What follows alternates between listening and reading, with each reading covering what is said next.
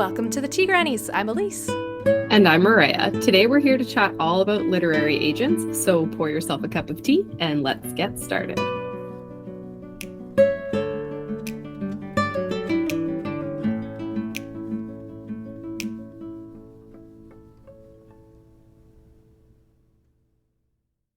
What is an agent and why do you need one? We have talked about this before. We're just gonna, we have done an episode where we talked about this very thing. So some of this will be a refresher. But the difference here is that we are going to be interviewing a very special guest a little bit later on to, get some actual information. So that we're not just, like pulling up the Wikipedia and saying, well, so a literary agent is, and giving you like a, textbook definition and like, there you go, you're good to go, off into the real world, have fun, but now you still know nothing. We're not going to do that. We're going to talk to a lovely agent and learn all there is to know about agenting. But as a quick overview, because we do like to do that, I like to have information before going into things. Basically, if you want to pitch your book to one of the big 5 publishers or some of the bigger publishers around, you will need a literary agent to get past their spam folder and not get deleted automatically. If you sneak past the spam filter somehow, you magician you. Agents are representatives for authors to publishers who don't accept unsolicited queries. You'll find some presses, usually smaller presses, independent presses, they'll allow authors to just query them directly, and they don't need a go-between. But with a lot of publishers, and especially the major ones, that's just not how they work. So basically, when publishers, I imagine it's when publishers get to the point where like they can't field all the volume of submissions they receive, then they put that middle person in there so that they're only taking submissions from voices that they already know and trust. It's a vetting process. It's a way to kind of lower the overall work that they have to put in, the effort they have to put in to vet submissions. So the basics of a literary agent, they are the networking gurus of the publishing industry. They have connections not just with other agents and publishing houses, but with editors and designers and lots of professionals in the industry that they work with on a regular basis. They are the knowledge silos of what sells, what's hot, what's not, and what publishers might be looking for in the current market, which can change really quick. So they're kind of keeping their finger on that pulse and making sure that they know all there is to know or know where to find information when things change. And they can also tell you what revisions might make your story more marketable and appealing because they, field a lot of submissions. They know what's going on. And they can kind of give some of that feedback before getting you in front of an editor. Some will, some won't. I don't believe it's a fair expectation to have of your agent to provide you editorial feedback, but some of them, quite a few of them have started doing that maybe more recently. And then the big kicker here on the list, the jackpot of the literary agent, is that they help authors negotiate contracts with publishers. And if you're not a lawyer, then you need that, like the rest of us plebs in the underbelly of the world. So true. I'd be pretty lost looking at a contract. Oh, yeah. So the process of getting an agent, we've also talked about on the show, but we'll go over it quickly. So before you even think about it, before you even think about it, you need a finished, well-workshopped and edited draft. Edited by you, edited by someone else, doesn't matter. Just make sure it's as polished as it could possibly be on your own without help. So you also need a query letter, a synopsis, and you need a list of agents who represent the genre you are writing in. So as discussed in previous episodes, do not query your first draft. I say this with all the love in my heart. It's not ready. I don't care if you think it is. It's not. And you don't want to blow that chance reaching out to an agent with something that is just so not ready to go. So get your story workshopped by the writers, edit it, run spell check, and check for grammar and punctuation. Please do that. It just shows that you're doing your homework and that you're serious and that you're committed. Okay. Like all that stuff that story is going to look totally different by the time it comes out the other end. But it does need to be as perfect as you can make it. And you also need to have your query and synopsis workshopped and edit the heck out of that too. And Yay. yeah, that's something a lot of people forget to do. They're like, okay, my draft is ready to go, but they don't have anyone look at their query or their synopsis. I think that's very important to have eyes on that. Agreed. And be very mindful when you're making your agent list. So this is someone that you're going to have a business relationship with. So do a little research. Remember that agents will never ask you to pay them something to sign you or anything like that. Scam So alert. watch out for the scammers.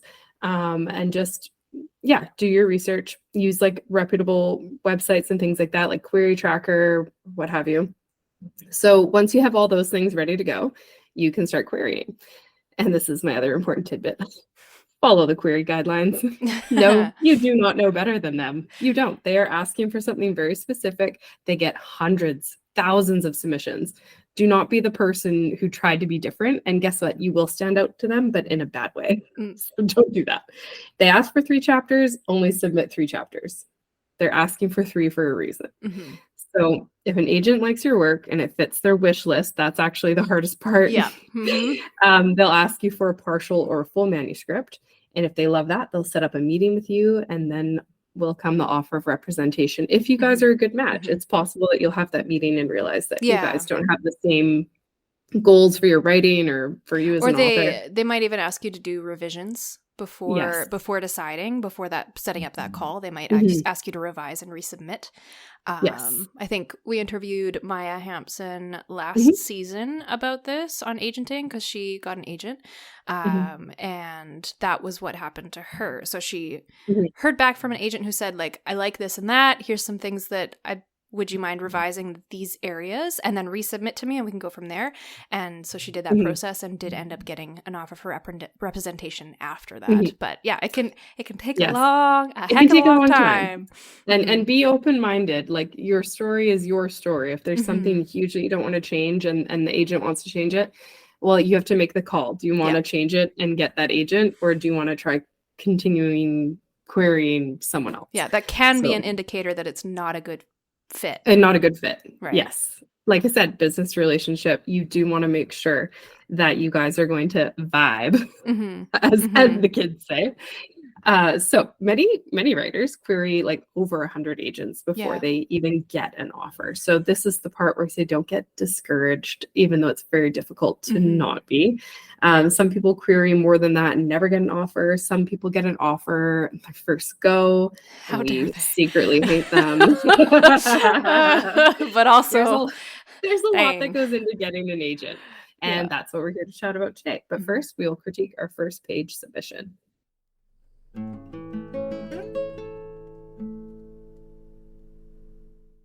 The stench of blood and feces hits my nostrils, making me cough even though I'm laughing. It's been a long time. A cold wind puffs through the fir trees, drying the sweat on my face. I look up at the fingernail moon. Serene. Perfect for the night's work. Shame I'd had to use the flashlight. Thrown it aside at the first opportunity. At least the area is deserted at this hour. Couldn't let her scream, though. Sound really carries on the night air. The dozens of crooked headstones are barely visible. The one in front of me is unreadable even in the light, as it should be. I position the girl just right, laid out on the old flat grave like she's already in her coffin. Maximum shock value. Here today, gone today. If this place was ever sacred, it sure isn't anymore.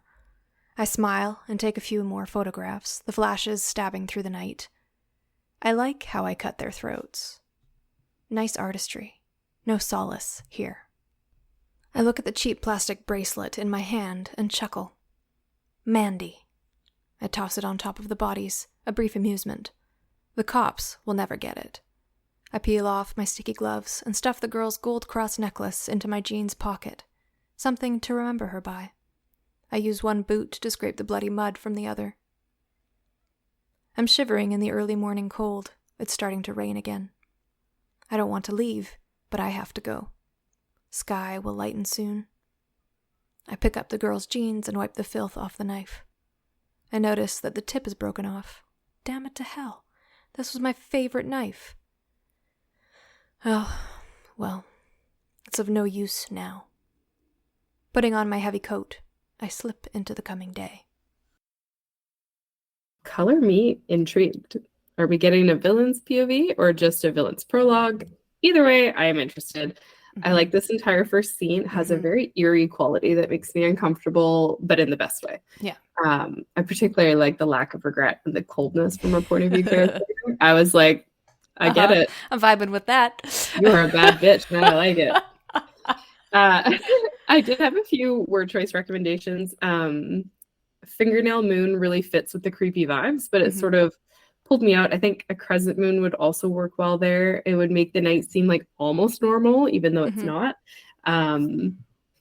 My only other bump, I would say, was why was the flashlight gone? So that stuck me out as like possibly significant for later. And I'd also like to see some description of the girl's physical appearance as she's laying her out. Even if this murder doesn't make an appearance again in the rest of the book, it's just like laying out the lay of the land or whatever. Can't talk today. You guys know what I mean. It'd still be good to have a little bit of a physical appearance, especially like, is she young? Is she kind of older? That kind of stuff. Sure. But yeah, I would definitely keep reading. Definitely one of the ones that I would like slam shut in the bookstore and like put it under my arm and just start walking to the checkout. So yeah, I love this. Give me all the spooky stuff. I am right with you on the like jog to the checkout. Get me out of here as fast as possible so I can go home and read this thing. I also love a good villain POV and am completely on board for the I would read more bandwagon. Like the main character in this one says, maximum shock value. Like, yep, definitely felt that. Even just reading the opening lines as I was like doing the recording for that, I was like, mental note. I said this out loud. Mental note to have a trigger warning in this episode for ew gross. So, well, whatever. Now you have it after we've traumatized you, and we can thank the author. And I love a good gritty, gross scene, so don't worry about me. The descriptions were on point, and actually, contrary to Mariah's experience, I loved the fingernail moon line. I highlighted it immediately as like, this is my favorite line in the whole piece. I love how creepy this is. So, I mean, it could go one way or another. It might be a personal preference thing. It's eerie and uncomfortable for sure. Like fingernail moon. People don't super love talking about fingernails unless they're talking about a manicure. I was just going to say fingernails would gross me out. And that could be why I was like, oh. That could be why. But I feel like it leans into the genre that we're experiencing. And I kind of assume this will be some kind of a thriller or murder mystery and I think that word choice could appeal nicely to fans of the genre, depending on where it all goes. So keeping that in mind.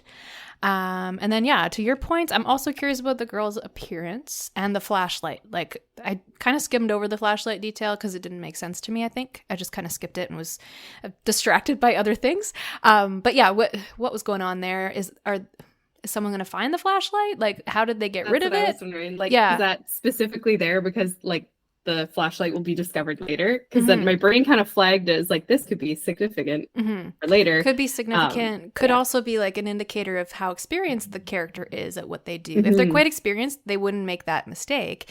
If they're not, and this is kind of, they're just discovering this area of self-expression, this hobby, we're not advocating for murder, disclaimer, then yeah, maybe they would just like toss aside the flashlight because it's ruining their vibe. I don't know. I want this to be creepier and darker. I don't want to hold it up under my chin. I want to just get rid of it entirely. So yeah, I'm curious about that. I would want to know more, and if that's not a relevant detail for future, get rid of it because it's a distraction, unless you're thinking of it as a red herring. That's a good point. And you could work it in that way, but it needs to be significant enough to be a red herring, and yeah, that would depend on the rest of the story, so I can't speak to that.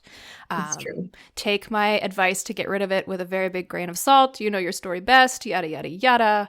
Thank you for submitting. We're so grateful. Anyways, the main thing that I really focused on in my feedback is I noticed the use of kind of choppy, incomplete sentences quite a bit. And there's nothing wrong with that, especially in fiction, like using that for emphasis and to really bring out the character voice voice that you want in the narration and stuff like that.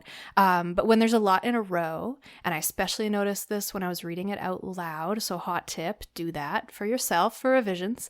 It made for quite a stilted, jarring reading experience. So I recommended like tweaking a couple so that you have less jarring ones in a row, just to smooth things out, get the flow going, so that those choppy ones, when they do stand out, they stand out for a good reason, not because they're kind of, getting repetitive or whatever. But yeah, other than that, I think it's very clear that this is right up my alley. Mm-hmm. I want to know everything there is to know about the rest of this story. And who is this villain? Are they the main character or not? Like, that is my burning question. I want them to be the main character. I do I'm too. feeling like more villain main characters lately. I'm like, show me the dark side. Show me the dark side. Villain gets the girl. Yes. Let's just go that whole, Speaking of tropes. Anyways, that's it.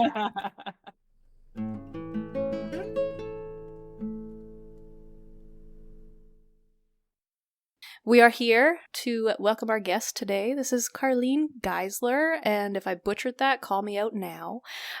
She is an associate agent for Art House Literary and a thriller writer. So welcome, Carleen. So far, I only know you from Instagram comments and the occasional message, so seeing your face and hearing your voice is very nice. Yeah, I think that's how I found your podcast originally. Oh, cool. I think it was on Instagram, and I was trying to remember how. Mm-hmm. Like, somebody I know must have shared an episode or something, because I remember just like following the podcast, and then I was like, oh, these people are local to me. That's even cooler. So then I was like, oh, now I have to listen. And then Maria has horses, and so I was like, girl energy. I was like, now I'm fully invested. Oh, I love that so much. I love hearing how like everyone gets connected. It's super fun. I know. It's great. I love it. So we're going to kick things off with like just, rolling through the introduction again here. We'd like to know kind of how you got into agenting, and feel free to like, introduce yourself, give us a little more info about who you are and what you do. And how'd you get into this wonderful world of books? I have had a lot of careers before this. I was not one of those people who knew like from the get-go I wanted to be in publishing. Like, I had never even considered it as something I wanted to do. Like, I was one of those kids who read a lot, like we probably all were, but like that was the extent of it for me. And then I had a career in veterinary medicine. Oh, wow. And then I had a career in logistics. Oh, wow. And then I went into marketing, and I do still work in marketing for tech companies. And like all of those jobs, like they were fine, but like I didn't love them. And then I started writing, and then I was like querying, and basically while I was querying, I kept helping people with beta reads and helping people write their query letters, helping people with their synopsis. And like, I loved it. I had so much fun just like writing query letters and stuff that one day I was like, maybe I could do work and make money doing this kind of stuff. So from there, I basically just applied to every internship I could find. Was very lucky to get into one. A lot of them still want you to live in New York, which really sucks. Wow. Especially because they pay either nothing or very little. Oh my God. So there's very few remote ones, but I was very, very, very lucky to get one at Art House, and I have been there ever since. Cool. So how long have you been there? If you know. So I started last October as an intern, and then I was an intern for about 8 months before they asked me if I wanted to make the jump up to like associate agent, and I was like, yes, please. Cool. And then I officially started as an agent in like mid-May. Awesome. That's pretty awesome. Very awesome. Yeah. Love it. Okay, before we jump in, now I'm so curious. Oh my God. I have some ad lib questions that you may not be prepared for, and that is okay. Okay. But like, I know that a lot of literary agents kind of work maybe more on contract basis, or it's almost like a self-employed situation, but are you an employee, or what does that look like for you? I am a contractor. Yeah. Okay. There are agencies that hire like full time and like pay a salary. They're very few, and apparently they are very rough, to put it lightly. Like they will fire you if you're not making your numbers. Ew. Like, yeah. So as a contractor, like, yeah, it takes time to get going and make money, but like all of my decisions are my own. I have the support of the agency and our founder, which is like, she's amazing. She's super supportive. Good. But like, who I'm signing, what types of projects I'm signing, it's completely up to me. Oh, wow. Okay, I love that. So being a Yeah. contractor has a lot of advantages, I would say, just in general. Like we have a lot of contractors at my day job. So it does give you a lot of freedom and you can always pick up and go if you want. So like if you were to change agencies, like your authors would come with you. Is that right? Yeah, they could if they wanted. It would be kind of their decision. Mhm. There is some like obviously like some contract stuff where like if we were to sell a book, the like the contract would be through the agency. So like I would continue to have to pay my portion like to the agency for I think Okay. it's like 2 years or something like that. Um, because otherwise people could just pack up and leave and the agency would Yes. Yeah. crumble basically, Yeah. right? Mhm. Yeah, so there's like little things like that where like it is kind of a pain sometimes to change agencies, but you can. Mhm. Mhm. Okay, that makes sense. Thank you for indulging me. I was so curious about that. Yeah. No worries. So there's someone I was talking to recently that wants to get into the publishing industry. And so I'm not necessarily as an agent, but what are your tips for someone who wants to become an agent or get into the industry in a way that is not related to them being an author? So I don't have an English degree or anything like that. Like I very much don't come from a typical background. A lot of people who get into it have like a creative writing degree or a publishing degree or something like that. Um, if you do, actually, whether you do or not, I would say look for an internship. That's kind of like we take interns who want to be agents. We have interns who are just in school and need like their credit hours. We have interns who want to be editors and they just need like a glance into what the industry's like. And as an agency, we kind of try to like decide what skills like they want to enhance and like work with them. Yeah, so definitely I think find an internship if you can. Yeah, that makes the most sense. I feel like in most industries, like the internships are usually unpaid though. Yep. Sad. Like you have to do it, but you won't get paid. But it's a good way, I think, to weed out the people who aren't very serious about it. Yeah. Along Yeah. with a lot of downsides, but that is one of the, I suppose, the upsides. Yeah, and there is like becoming more and more internships that are like on your own time. Like mine was 5 hours a week, and it was basically like I could do the work whenever I wanted. I could do it in the middle of the night if I wanted. Yeah. A lot of them are becoming more open to that kind of thing. But it's everything in publishing is a slow change. Yeah, so for sure. that as well. Classic. We are moving into the next question now.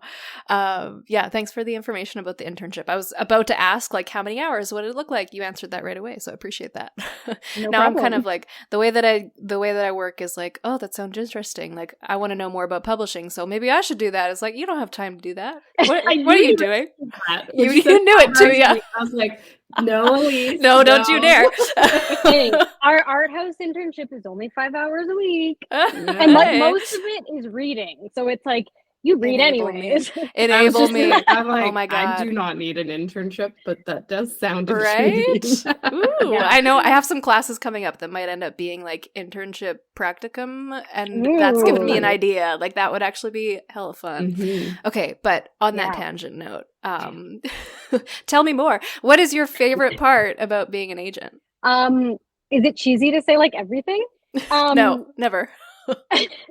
It's funny because like there are aspects of it that I thought I would not like. Like I'm not a salesy person. I was super worried about like the salesperson aspect of it. But what I found is like it's not the same as like a cold calling sales job because everybody is in it for like the same end results. Like every editor you're pitching to, even if you are cold pitching them, which I try not to do, but if I am, they're still super excited. Like they're like, hey, can't wait to read this. And then if they pass, they're always like, oh, hopefully we can connect on another project. Like everyone is always so excited to work with everyone, whether or not you know them. So it's not like cold salesy calling. No, you're not selling a product and they're like, are you spam? I think you're spam. You're going in my spam folder. Yes. I'm the person that gets all those phone calls at work, like the cold calls, and I'm just like, click. I just cannot. So yeah, that was a question I kind of had. I wondered how much of of it was the sales, but that's really good to know. So Mhm. it's like a pretty warm type of industry with Yeah, people. Does that even make if sense? you've never talked to somebody, like they're pretty Hmm. receptive of like saying hi. I talk to editors all the time who I've never met before. I'll email them, and they're always like, Hmm. "Hey, want to hop on a call and chat?" And it's like, Aw. okay, sure. Like it's very much like a community, and you can feel Hmm. that as soon as you talk to anybody. Okay, I love That's so that. That's cool. really good to know. Yeah. It's not how I pictured it, and I like No, that. me neither. Yeah. I love it.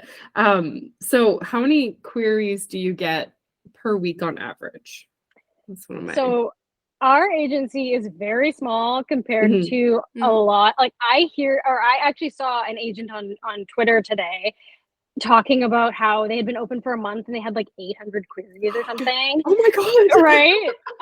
That's not us. We get probably like 40 a week, and we have like a shared Okay. inbox. So Mm. Mhm. that's between 4 agents, and we also get quite a few that are just addressed to like Dear Art House, Oh, which is Mhm. interesting. also totally fine. Interesting. Um, so yeah, we do not get a ton compared to other people, which is probably a good thing because like I can Mhm. stay on top of them pretty easily. Mm. Mhm. Yeah, because I've noticed like, well, when I frequented Twitter a bit more, a lot of agents would say like they were overwhelmed by how many queries they had Mhm. to sort Mhm. through.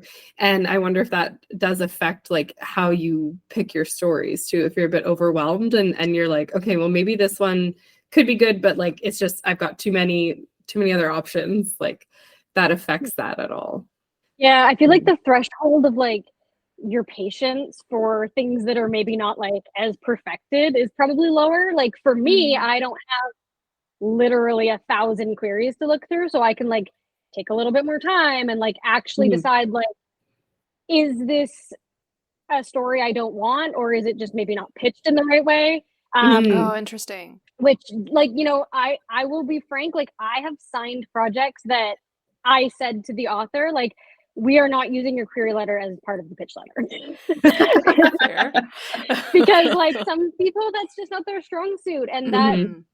Mm. is totally understandable, and it's also kind of not fair. Mhm. Yes, well, okay, that's something that we have struggled with over the years. Like Oh, when yeah. Elise and I first started writing queries and like synopsis, I was like, how do I even like I knew how to write a query. Like I'd done my research, but I was like, how do Yeah. I make it like actually Good. sound appealing? Yeah. Like Hmm. it's so much about the delivery and like the Mhm. word choice. And then Yeah. yeah, and so it was more high pressure than finishing and editing the draft. Like the query Yeah. letter was the worst part, and it probably went through more revisions than anything else Mhm. ever did. Yeah, probably. Yeah. I'm really fascinated by your marketing angle on this, since you said like you work in marketing. I also work in Hmm. marketing, and I feel like the more I work in marketing, the more helpful it is to the query process. But I also Hmm. feel like I keep realizing how terrible I am at queries because of how much I know about marketing. It just gets worse and worse. So that's very interesting to hear. It sounds like you work quite a bit with the slush pile then, of like you just, going through essentially like cold calls, cold emails from Yeah. randos all over the place. Um, so my question is twofold. Have you signed any clients you've met through the slush pile? I'm guessing yes. And if yes, how many? So all of my clients except one came from the slush pile. In fact, Mm, all of my offers except for one have been in the slush pile. The only one that has not was actually an interesting story. Her and I beta read for each other like a year ago. oh. And when I started agenting, I was like, I was looking through the slush pile and I kept thinking about her book. So one day I just like reached out to her. I was like, hey, like, what's going on with this? And she told me Ha. that she had a few queries still out, but she was about to shelve it. And I was like, please don't, please send it to me. Fun. Yeah, aside from that, it has all been slush pile. People I Wow. did not know that I now know. That's so wild. Wild to me. How many clients can you have at a time? Like how many do you have right now? So I currently have three. I have one that I've offered to that is in her waiting period, and I have one person that I'm about to offer to. I'm just waiting on a second reader to like finish their read on it first. Mm. Although I have already made the decision, but I'm curious about some things that this reader will have to say. So I can have as many clients as I want, Mhm. like contractually, Mhm. but basically it's how many people can I keep organized all at one time? Like a lot of agenting is people management and like making sure people are meeting deadlines and making sure that, you know, people are actually writing something ideally. I'm not the type of agent who's going to drop somebody if they're like taking a 5-year writing break, but you know, ideally, like I want somebody to be like thinking about the next thing. So kind of how I've been running that is just like checking in with myself and being like, how overwhelmed do I feel? I'm also balancing a day job right now. So I have, you know, a little bit less time than a full-time agent would. Sure. But I am currently nowhere near overwhelmed. Like I feel like I could take on like way more clients at this point. And that's kind of my goal, is to like really build it up while I still feel like I have that momentum going, and then hopefully I can maybe scale back on having a day job eventually. Yeah. That was going to be my next question, was like the goal is full-time agenting, right? Yes. Okay. Yeah. So how many clients do you think you'd have to consider it full-time? I don't think I would feel comfortable. I mean, it depends on like how many sales are currently going on, and more than clients. Yeah. But I can't imagine being comfortable with being full-time until I had like probably like 20 plus clients. Okay. Yeah, that makes sense. Yeah. So when you sign clients, do you want them for just one project, or are you looking for like long-term partnerships with each one? Or does it depend on kind of what their career goals are? It depends. I prefer to work with somebody long-term if that's what they want to do. We do offer 2 contract types at our agency. One is called an all works. It's where like I represent you from now on for everything you write. One is just a single work. So we just sign basically per project, and anything new that they write, we decide together, like, do we want to work on this together or not? I prefer the all works because it gives me the opportunity to like advise on ideas and like help develop something before it's an official project. I can't really do that with a single works because it's not contracted to me. I mean, I could out of the kindness of my heart, but it might come back to bite me if they don't sign that project with me and then go on and sell it for 7 figures or something, right? Okay, yeah, that makes sense. So yeah, I think one day in my dreams when I have an agent, I would like to have the all work sort of setup. So like I could go to them and say like, this is like the idea I'm thinking of writing next. Like, what do you think? Like that's something that would be nice. Yeah, it's nice to have that support when you're starting a new project as well. Like if you go to your agent and like, hey, like this is my idea of X and Y, and they go, oh my God, write that right now. You're like, okay, well now I feel good about writing it and not like, is this shit? The classic problem. One of my clients actually just sent me like the first third of his next book that he's working on. And so like, not everybody likes to do that, but I like that because now I would be like, here's some problems I anticipate, like, you know, here's some ideas for while you're moving forward. And that way, like, you know, I feel like it's, instead of having to go back and revise the entire thing, we can kind of develop it together from the beginning. Yes. Okay. That is really helpful, especially for big projects. Like, and I don't rep like fantasy and sci-fi, but for those kind of projects, that would be really helpful because they have so much like world building. It would be really nice to have someone be like, hey, like, did you think about how toilets are going to work in this world? And I'm like, I don't know. Nope. Yeah, I didn't give it a single thought. Okay. Kind of on that note, tangentially, this is something I should have asked you right at the beginning, but what genres do you represent? So I rep adults only, no children's, basically across contemporary genres. So no sci-fi, no fantasy, but I will do like slight speculative if it's like really grounded. Aside from that, everything. Okay. And I do want to get into nonfiction, but that is an avenue I've not quite gone down yet. Okay, I love that. Unfortunately, nothing that I write, which really hurts. I know, right?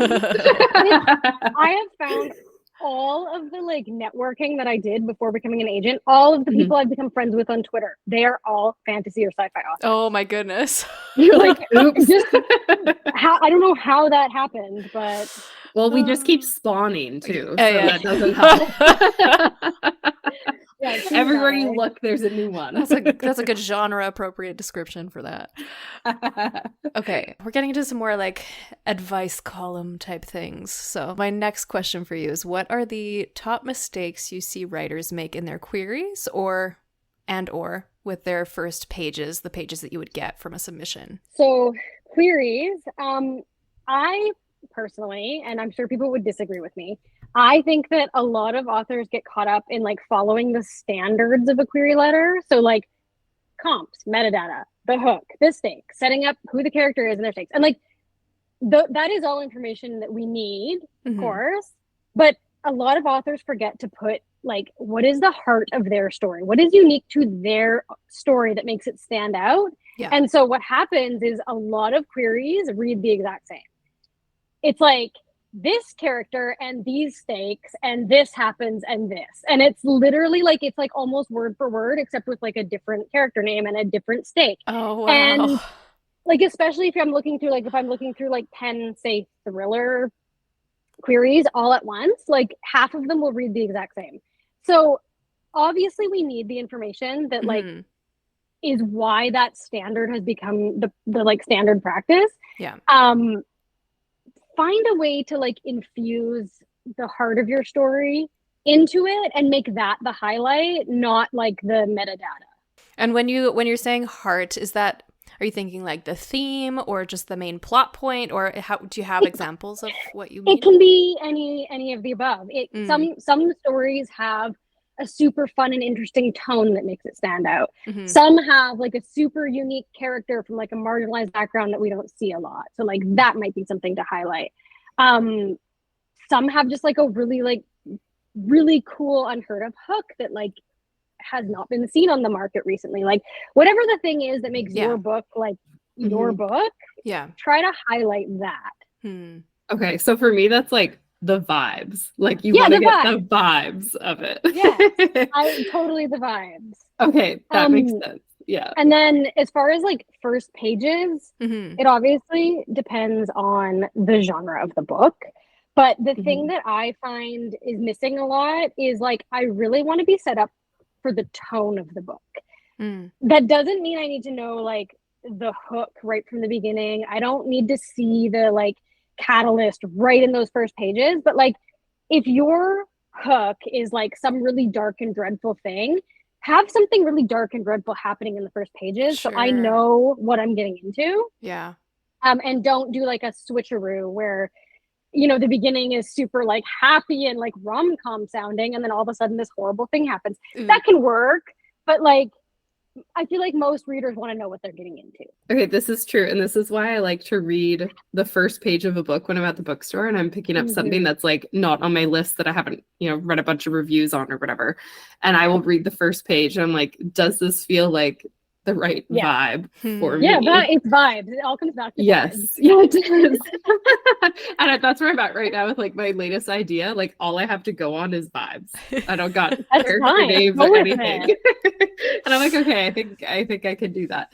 But I think that's something like we talk about when we do our first page critiques on the show is like, yeah, we don't have the full picture. We don't have like, you know, a query or a synopsis to refer to. Yeah. But the one we did today, like the vibes were perfect for it. But you know, say we went 3 more pages and it turned into like a rom-com, we'd be like, oh, that was very wait a second, that didn't work, that was misrepresented. I can see that kind of being an issue. And because people put so much work into their first pages, do you see a lot of submissions where like the first chapter is really polished and then the rest of it isn't? Or is that not as common as I'm thinking? We see this all the time. My biggest advice is if you are paying for a query critique package that includes like your query in your first 3 chapters or something like that, which most of them do, that is a great idea. Do that. Take the advice and put it through to the rest of your novel.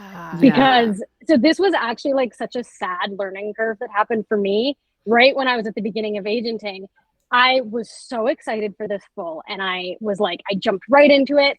And literally as soon as the 3rd chapter ended, the book totally changed. Like the tone, the writing style, everything was different. And I was so sad. And I went to our founder and I was like, this thing happened. And she was like, this happens all the time. Oh, I was like, no. "Oh, Like my dreams have been crushed. seriously, yeah." And it was like a big like realization moment of like, oh, like this is gonna happen a lot. Oh no. No. Bummer. So it's gotten to the point, like maybe because we've workshopped a lot and we talk a lot about writing and everything like that. I've been picking up some books lately and I've just been like, I can tell this didn't get workshopped.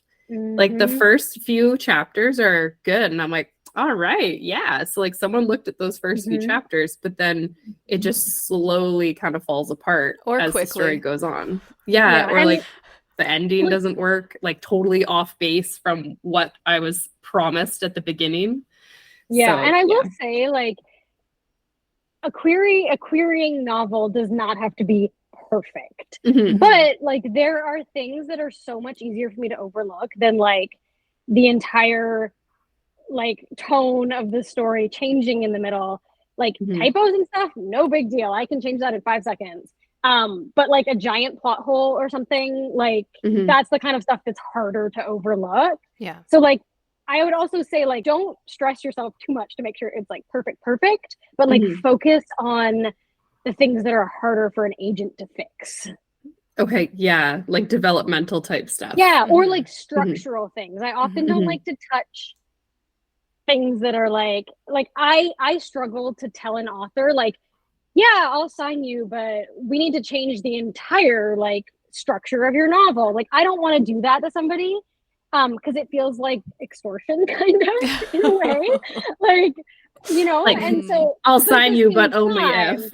Right, I don't like doing that. But sometimes there's just so much going on that's like, but I can't sign it in its current state. Like, have you asked for any revise and resubmits? I have probably asked for a way higher percentage than most people do. Okay. And it's for that reason. It's because I feel very strongly about like not forcing an author to change too much about their book. So but at the same time, if they're willing, then yeah. So I have probably sent out in the like 4 months I've been agenting, I've probably sent out like, I want to say like 6 R&Rs. Wow. Okay. Yeah. And you know what? I put a lot of time and effort into them, and so far none of them have come back to me. Oh wow. No. So, well, a couple of them have been in touch and said like they're going to. Oh yeah. I was just gonna say. But who knows? They might not. They might, and that's kind of the risk I take. Is like I'm giving you my creative ideas. You can run with them if you want, and that's the risk I take in not signing them at that point. Yeah. So hopefully some of them will come back to me. Okay. And then an add-on to this question that was not on our list. When you're reading a full, what does it take for you to just stop and say this isn't it? In terms of craft, and not in like, you know, for marketing or whatever, but like if you're reading it and like in terms of the story itself, the writer's ability, what are the things that make you go, this isn't going to work, or we won't be a good partnership? Yeah, there's a couple things that have come out a lot recently. One is if the voice of the character is not something I can get into, which almost every single time for me is when the voice sounds really, really young, because I only rep adult. So it's not like I can even make the shift to like, let's pitch this as a YA. I don't rep YA. And that has happened surprisingly a lot, where it's pitched as an adult novel and then it reads like a YA. And I'm like, because I don't rep YA, like I can't really do anything with that.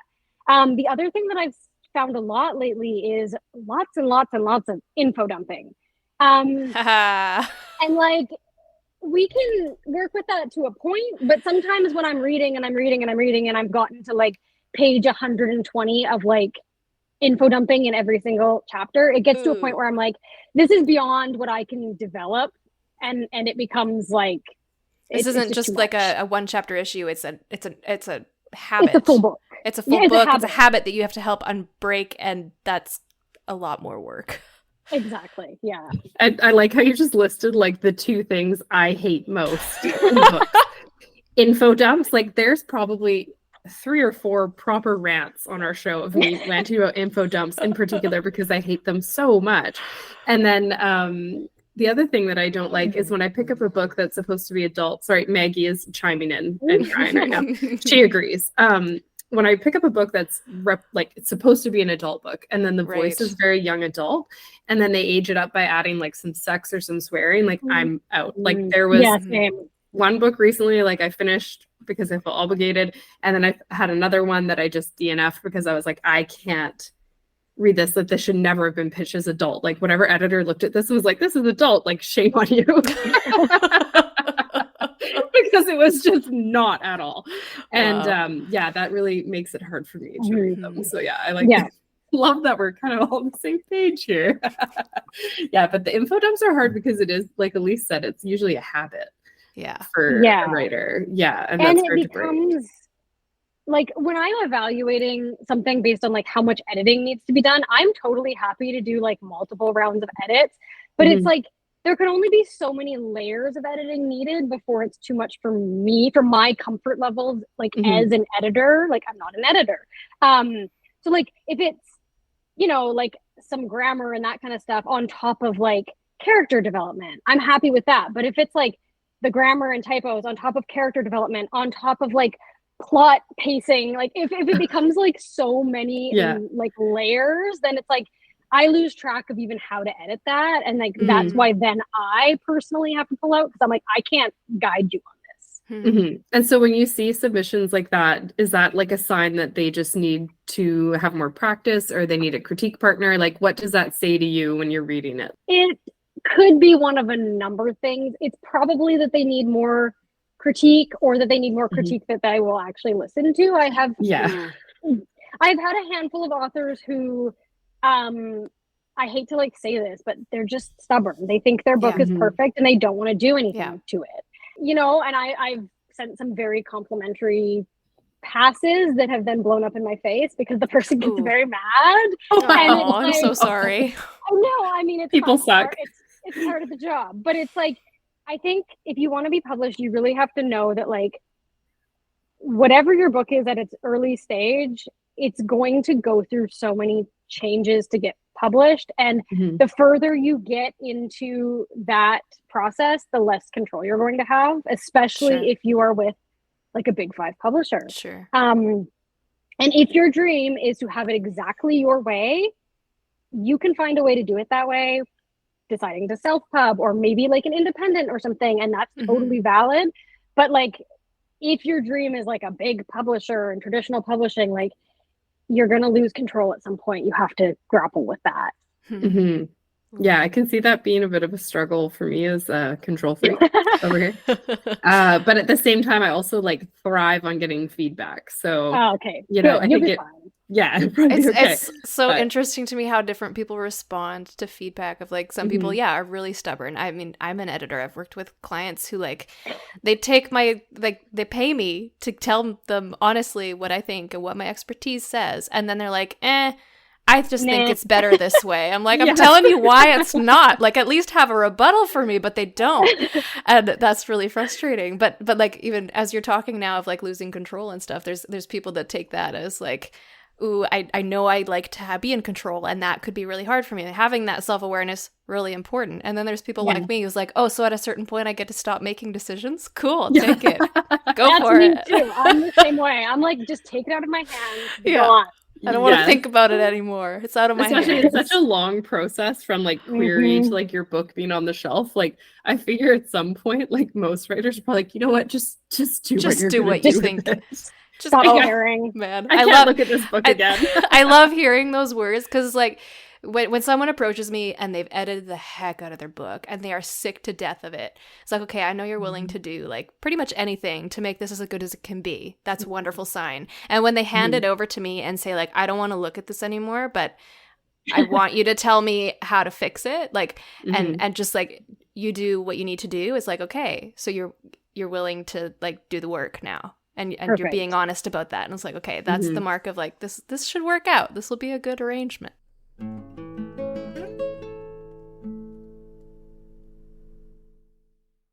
So after you and a client have agreed to work together and they've signed a contract with you, what happens next?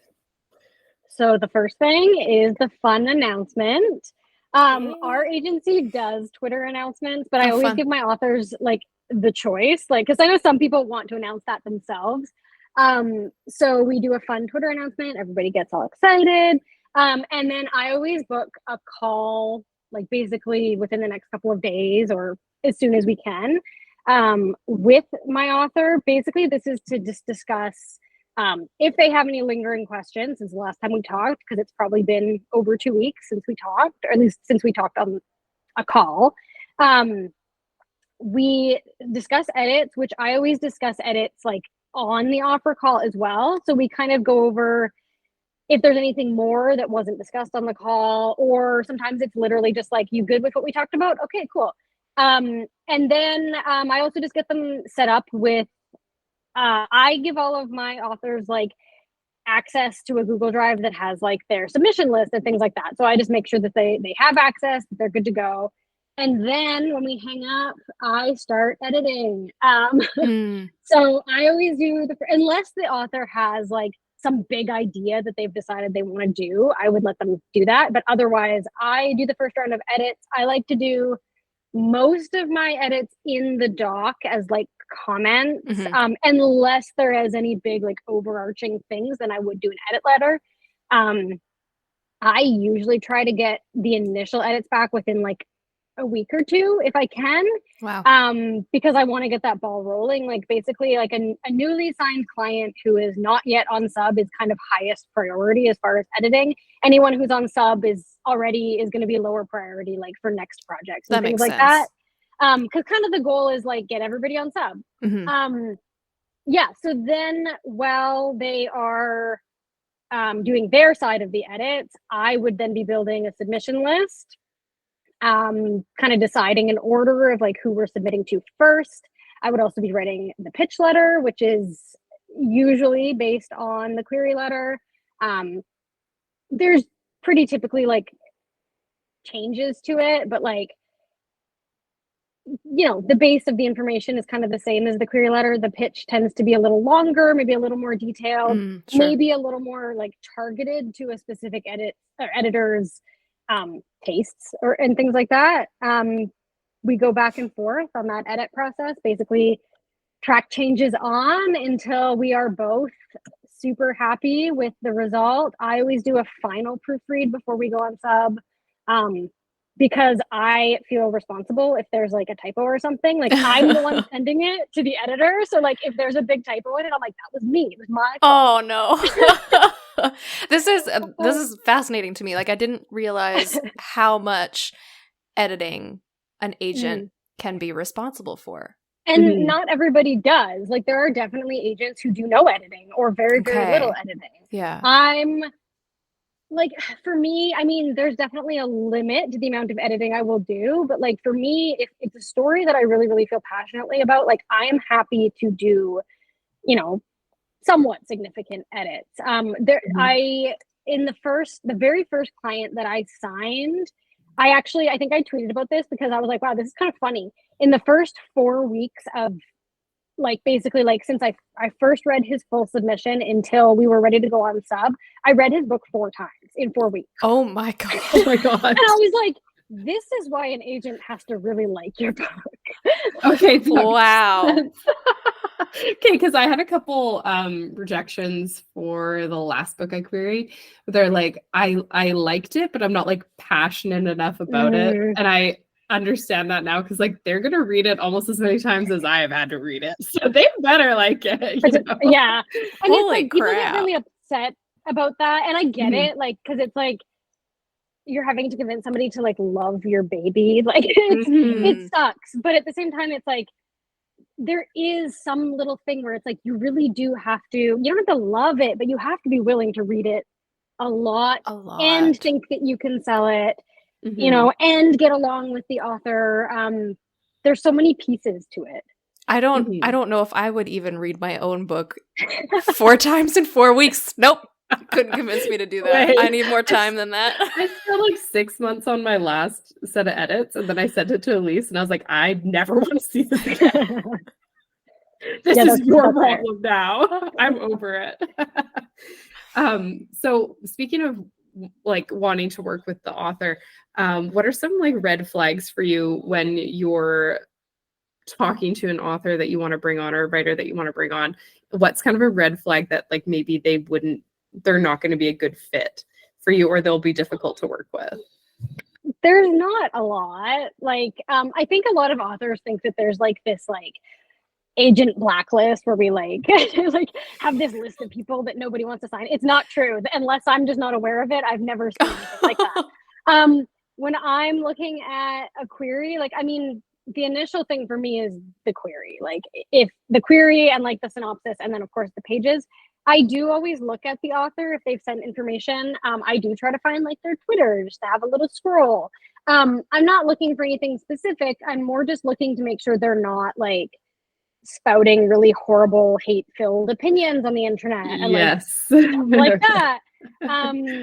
The only other thing that like I'm super sensitive about, which is a little like sometimes harder to determine, is like I don't love representing a book that is written in the POV of like a marginalized community if the person's not a part of that community.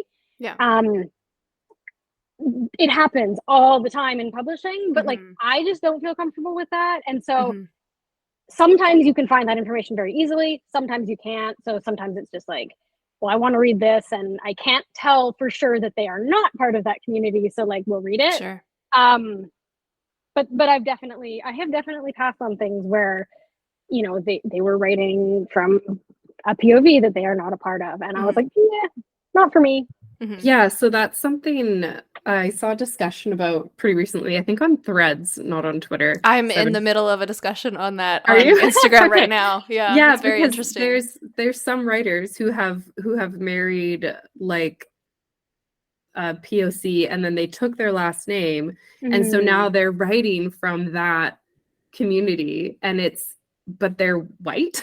Yeah. So it's a bit like it puts a, like, if you didn't look at the author photo or something, like you would just assume by their last name that like, yes, they were writing from their own personal experiences growing up or whatever. And so it's a bit of like I don't know, it's tasteless. And it's also like you also can't always tell from their photo or their name, right? So it's like I would never expect this, but I love it when in the author bio the person says like, this is me writing from my own experience as a whatever. It's very helpful. Like that then I have to not do the research, and then it's a lot easier for me to be like, okay, please send me your full. Not that I would expect people to have to do that, because like I obviously am not going to force people to like out themselves. But you know, that is helpful if it's something you're comfortable sharing. Yeah, that makes sense. Yeah. Okay. This is a more technical question, so if you want to just go through it quickly, or just in list form, however feels best to you. But we talked a bit about going on submission or on sub, which is another way to say that, which is when, you know, you've signed on with an agent, the agent has worked through the manuscript with you a bit, if that's their style, and then you're sending it out to publishers, to editors to see who might want to pick it up. That's how I'm understanding the process so far. So then our question is like, how does that process work? How much detail can you provide on that? Yeah, so like I said, like while the author's working on edits, I typically will like curate a list of editors, write the pitch letter, get all of that stuff prepped. Once we are totally satisfied with the manuscript, we pick a day and we send emails. I send emails. It's honestly like a very fun day because first of all, it's very exciting for the author to go on sub for the first time, and like the dread of like not getting responses forever hasn't hit them yet. So like they're very excited. Yes. The other thing is a lot of editors will reply back right away and be like, oh, so excited to hear from you. Can't wait to read this. And it's like this day where you're getting like tons of excitement. Gratifying. Yeah. Yeah. It's a good day. It's a good day to go on sub. As far as like how I find editors and stuff, like I'm kind of constantly keeping a list. So like if I see a report of like a sale and I'm like, oh, that sounds like something I would potentially rep, I will write that editor's name down, keep them on a list. And then I am also frequently meeting with editors on video chats and like just chatting like, hey, what are you looking for? What kinds of things are you interested in? And that way I can sort of curate, you know, who might fit with which of my authors or which of my projects. Okay, I like that sort of, it's like a bit of a community thing. You're like, okay, you're keeping your finger on the pulse, as they say. So you're getting an idea of what they want. And that's really cool. Okay, I like that. So what happens when a writer can't fulfill their contract for whatever reason? So thankfully, I have not had to deal with this yet. Hopefully never. What I will say is that when an author signs with a publishing house, like my job shifts a little bit and I almost become more of like a project manager in a sense. So the best way to deal with this is to get ahead of it, in my opinion. So I would be like in the lead up to a deadline, for example, I would be like checking in with the author, like, are we going to meet this deadline? Are we good? That way we know well in advance if we're not going to meet the deadline, and we can deal with it like with advance notice, which then, it's probably not a problem. Things can be shifted. Whereas if we are tackling that like on the day it's due and suddenly the author's like, I didn't do it, now we're in trouble. I mean, things can be shifted, but keeping in mind, like, you are under contract. Legally, you are obligated to do those things. I don't anticipate that a publishing house would like sue you because you didn't meet a deadline, but you've broken the contract, so the contract is now broken. So in theory, they legally could just drop you if they wanted. Again, probably not going to happen because they've probably already put a lot of work into you. But they're not going to be happy with you, and you've probably ruined any chance of publishing with them again in the future. Yeah. So yeah, my advice is, and especially as the agent, is like stay on top of these things, get ahead of them, and discuss them openly. Do you recommend that writers have a lawyer look over their publishing contract or their contract with you, or how straightforward are these documents? I mean, I would never recommend against it. If that's something that's going to make you more comfortable, absolutely do it. I will say at Art House, I don't know about other agencies, we have like a third-party contracts team that is like, they know publishing contracts, and it is their job to look over our publishing contracts and like flag anything concerning. So like, me personally, I would feel comfortable not having a separate lawyer also look over it. But if that would make the author feel more comfortable, do it 100% of the time. Like, go for it. Keeping to that kind of same area, we're talking legal. We're talking legal right now. That's just what we're doing. What happens once a contract is signed with a publisher, and then what are the steps that follow? Yeah, it's kind of very similar in some ways to like once you've signed with an agent. Yeah. Anticipate that everything with a publisher is going to be slower. Like, if you're signing with me, you'll have your contract within a few days most of the time. If you're signing with a publisher, it can be months. But like I said, so my job kind of shifts a little bit, and you will then have direct access like to your editor to like talk to your editor and things like that. Okay. Things will still come through me as well. But like my job, like I said, it kind of becomes more like project manager-ish. It is also then my job to step in and like, if one of my authors is like, hey, I'm having this problem and I'm not comfortable talking to my editor themselves, like, it's kind of my job to like be that person of like, I can talk to them for you. We can discuss this together. But yeah, similar to signing with an agent, you would go through rounds of edits. There's obviously more steps with a publisher. Like, you get a cover at some point, and you will be able to, depending on your contract, like negotiate the cover a little bit like that. There may be discussions about like the title of your book. There may be discussions about, or there probably will be discussions about marketing. Like, they're going to ask you how much marketing you're comfortable with. They will these days generally expect authors to promote on their own social media. Yeah. So there will be discussions about that. And there is like a marketing and PR team as well. And you can ask them things and ask them for help and stuff like that. But yeah, it becomes a little more of like the team expands and there's so many more moving parts. But it is the agent's job to kind of keep everything on track and make sure the author never feels like lost in the void somewhere. I see what you mean when you say it's like project managing. That's essentially what you're doing. Yeah. So when it comes to marketing, how much help do authors get from like a publishing house? It varies. vastly differs depending on the publishing house itself, depending on your specific contract. Like that is something that can be negotiated, and it's something that kind of just depends A, on the publishing house, and B, on like how much budget they have left and they want to put you in. And generally we don't have a ton of control over that, but we can always ask for more or ask for help. If you are willing to do marketing, ask them for guidance is what I would say. Because if you show initiative, they're probably going to put more effort into your marketing. Oh, interesting. Not a guarantee, but it's something that like I would say, you know, if you're comfortable with it, go for it. But yeah, it's really one of those things that at the contract stage, even more at the offer stage, I would say, like they kind of know in advance, like this is kind of the date we're going to slot this into. This is the budget for marketing we have. They will also make estimates of like if they think this is going to be like a mid-list or a bestseller, like right from the beginning, they kind of have those thoughts in their head, and that's going to affect the marketing budget. And it can be negotiated to a point.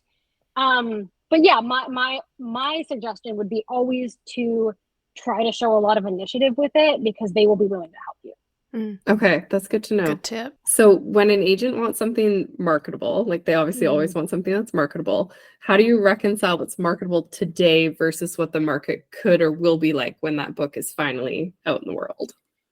So as somebody who works in marketing as my day job, I kind of hate that term in publishing, because like I can take a rock and I can market a rock. If I put my effort and campaign, like if I put a marketing campaign behind it, literally anything in the world is marketable. It just means you're marketing it.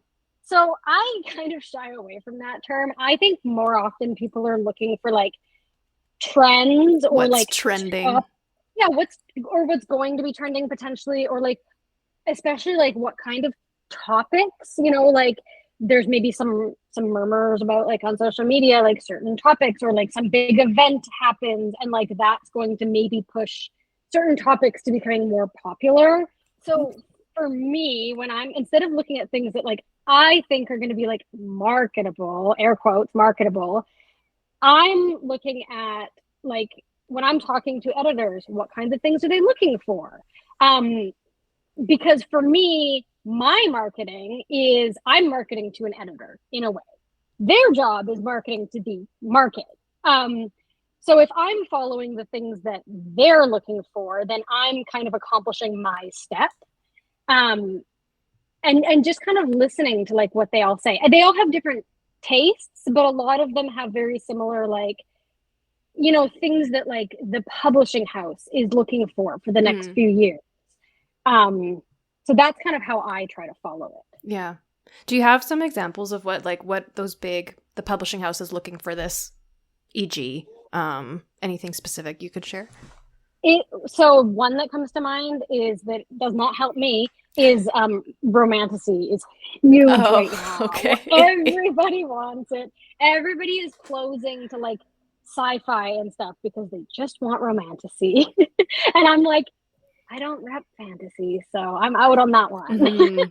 See, I like to write romantasy, but it's kind of now getting to the point where there's so many books out there that I just feel like regurgitated stories, and there's like a lot less original feeling stories. Like I know, like that's maybe a snobby term, like original, but there's so many that they're just the same plot devices over and over, and they're like, oh, if I just write this romantasy and I put in an enemies to lovers and a one bed trope and a sassy best friend, like I got a bestseller.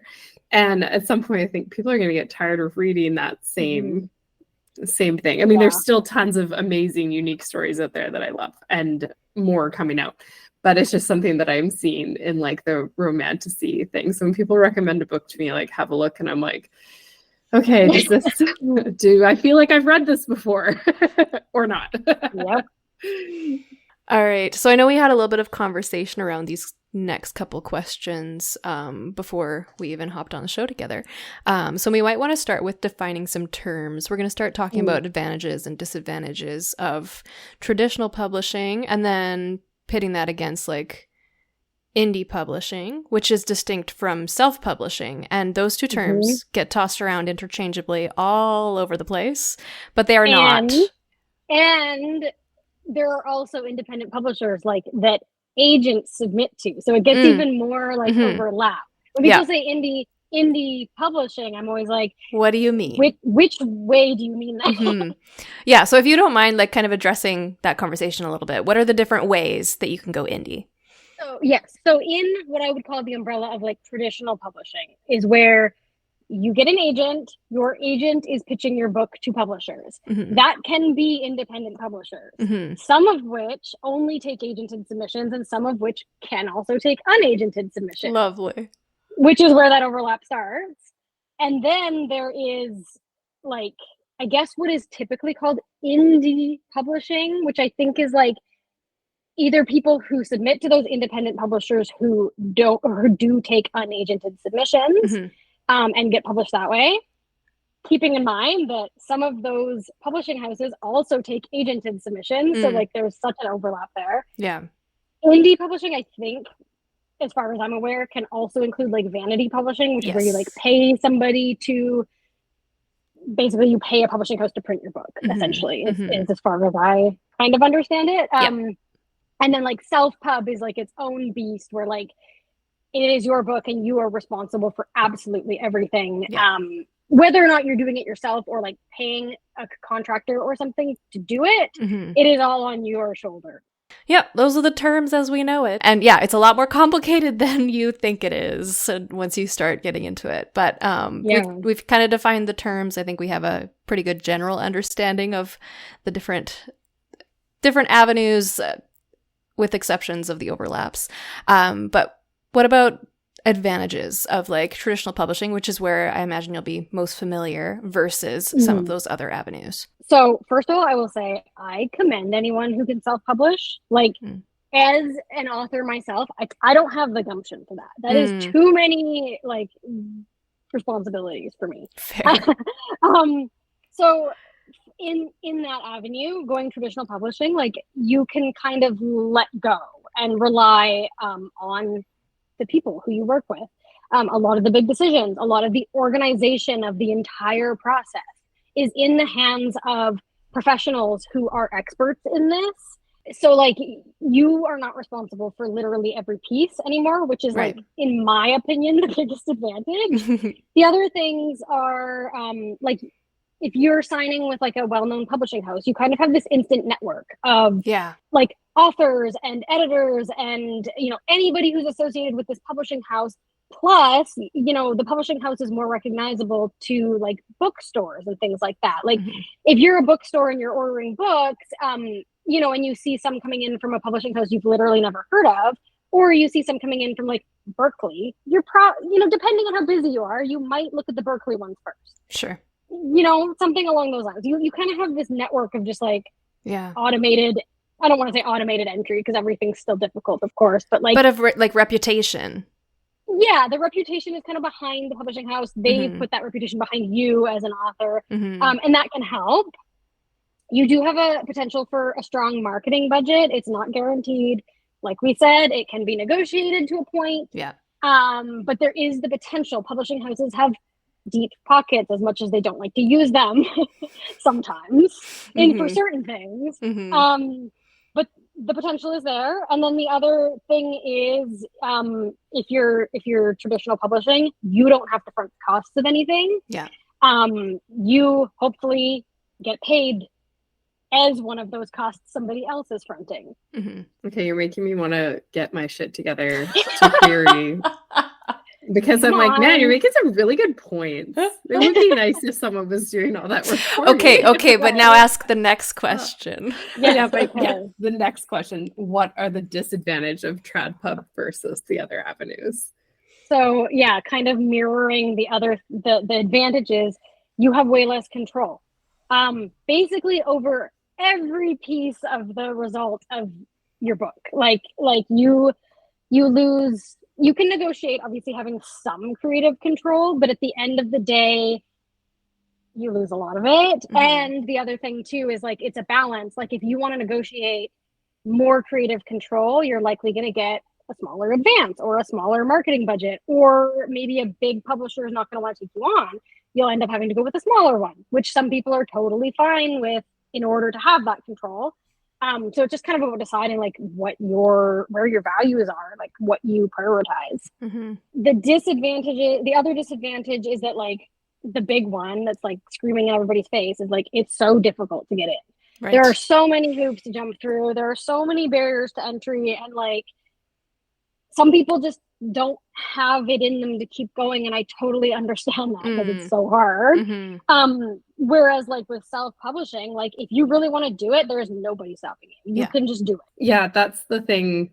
I think the appeal of self-publishing is the creative control, and if you're kind of have to do a lot of marketing on your own regardless, you're like, well then, you know, at least I have complete control.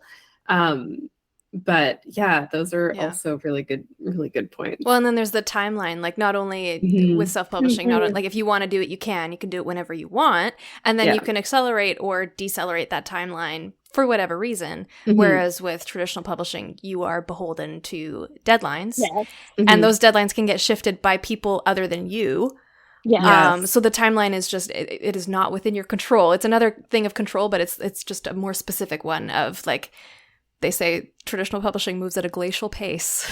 Expect to wait long time. And I know like some self-pub authors who will like release a book every 6 months and they make a living off of that. And that's great. I don't have that. That's a lot of work. Fair. But respect to those who can. Absolutely. Yeah, I think that's also the part of it. It's not just people that maybe don't want to keep trying to get into trad publishing, but it's also like, do they have the motivation and the dedication to do all the hard work that comes with self-publishing? Like Elise did. She did all the hard work. And it was hard work. It was a lot. And I cut corners like heck. So, you know, if I was going to do it, it was very much a learning experience. And I've been open about that from the beginning. Like it was just very experimental of like, what does this take? And I looked at some things, I was like, I frankly just don't want to do that right now. So I'm not going to. And that is to my advantage and to my detriment. Like if you don't want to put in the work, if you're not willing to put in the work, it's not going to go well. That's just like, that is the trade-off.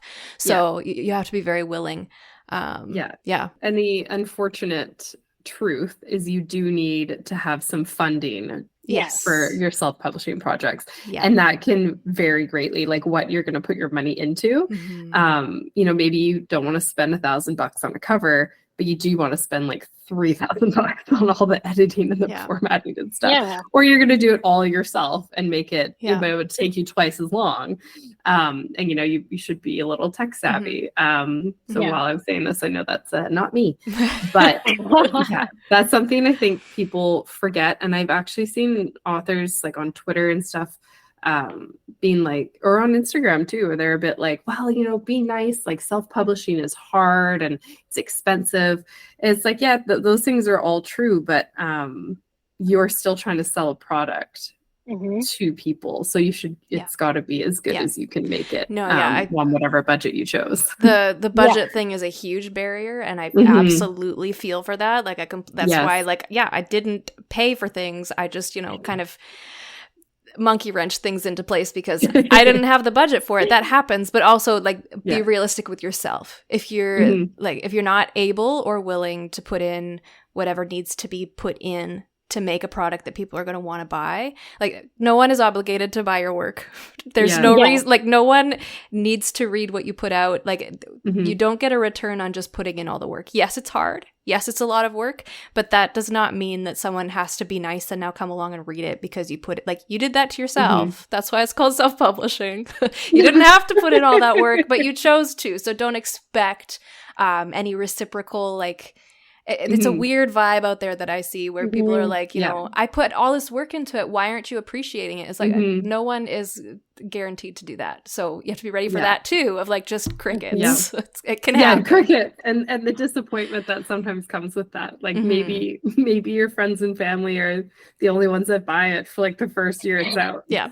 Or maybe your first project, like the only people who buy it, that's it. And then you have to do it, and you have to decide if you want to do another one and maybe do things differently to try and see if you can change that. And it's just, it's hard. It's a lot. It can feel very lonely, but there's enough people out there doing it. And this is true for traditional too, because like we've talked about the timeline and the waiting and all of that is so hard.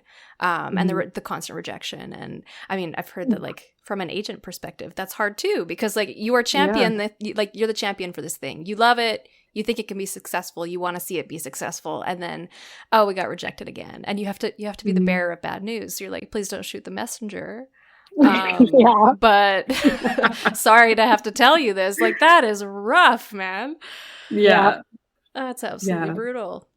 Now we've talked us down into a slump, and on a depressing note, and now to like draw us out of that, because like we're all still here because we love this thing.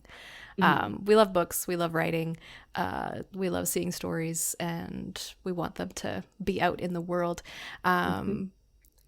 Carlene, we'd like to know, what are your plans for your own writing right now? Like, we're taking a step back from the agent conversation. We know you're a writer. You write thrillers. I'd love to hear about anything else that you write as well, because I think Maria might know more about this than I do. But yeah, just tell us a bit about that. So the timeline worked really well for me because I was agented and on sub before I became an agent. Oh. So I was on sub and I had outlined the next thing. So truthfully, since becoming an agent, I have not even thought about my own writing. I've been like full on focus mode on signing clients and like getting that rolling. I have started to like feel the itch a little bit lately, like to write again. So I think soon. I've been on sub 6 months now. Okay. Oh gosh, I don't want to know it's been that long. Brutal. Wow. I'm mostly just trying to pretend I'm not on sub and like forget about it. Yeah. But I am feeling that itch again to like write. So I think I will be hopefully soon writing again.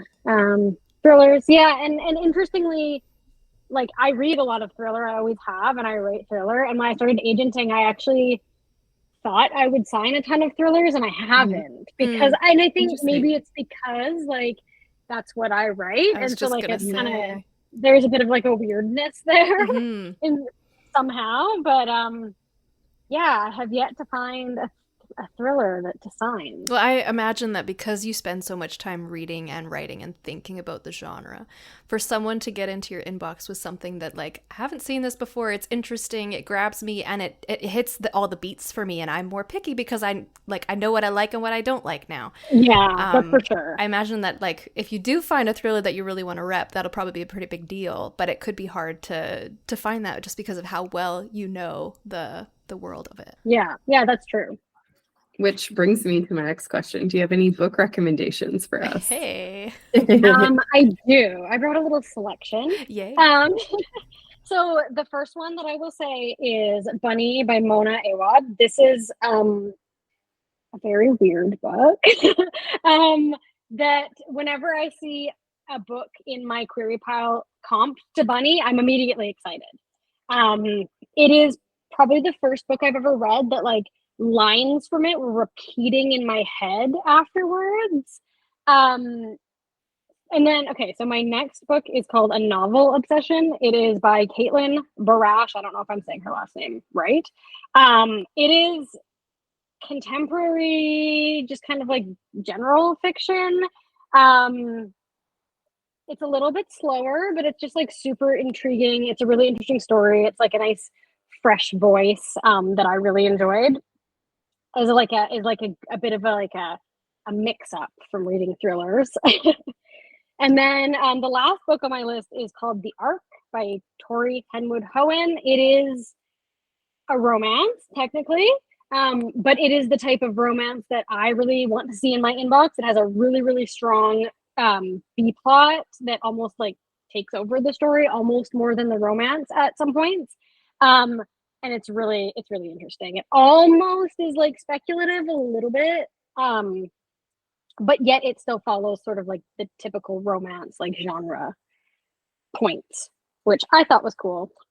Okay, well, that one's probably going to be added to my list because I was like, romance? You have my attention. See, I used to really like thrillers, and I've read like a few like of the popular ones, and I did enjoy them, but I sometimes think maybe I don't enjoy them anymore because my anxiety is like too high. Oh no.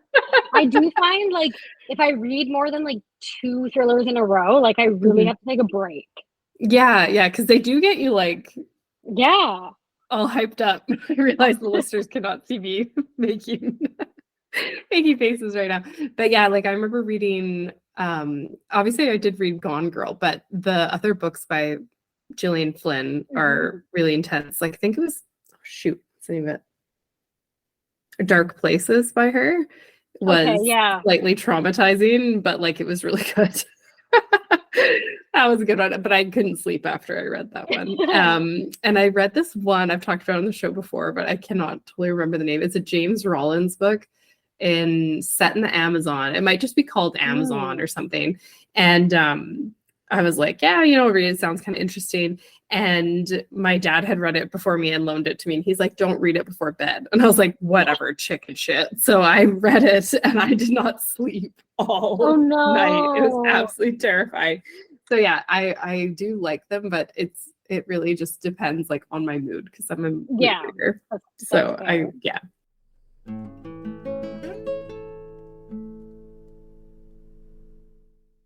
Thank you so much for coming on the show. We learned so much and we loved having you. Yeah, it was fun. Thank you for having me. And if anybody wants to query you, we will put your contact information in the links for the show notes. And that's the tea on literary agents. Don't forget to rate and review wherever you get your podcasts and follow us on social media. We are at the Tea Grannies Podcast on Instagram and Threads and at the Tea Grannies on Twitter. Thank you for listening and happy writing.